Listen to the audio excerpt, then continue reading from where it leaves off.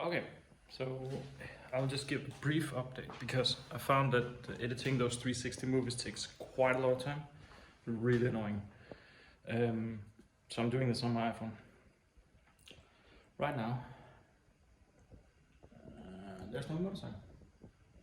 It's down to the frame, the engine, the wheels,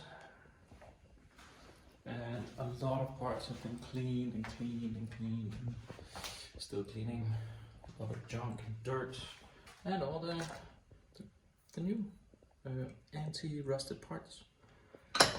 They look real good. I just ordered today a chromium kit, like not real chrome, but something like it. Let me see if I can do this.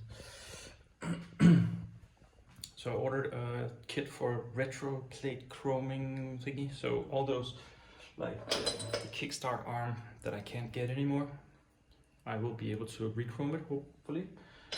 Probably not as good as the original chrome, but then I have assembled wrongly, but just to keep it in place, carburetor. Look at that air filter, all clean and nice. No, a little bit of trace of silver paint, which it was originally, but none of that green stuff. I've taken the back off. The chain wheel looks pretty nice. And now I'm just cleaning dirt off the fender. Yeah, so I'm a little delayed with my editing, but I'm on time with my bike. And right now for cleaning, let me show you.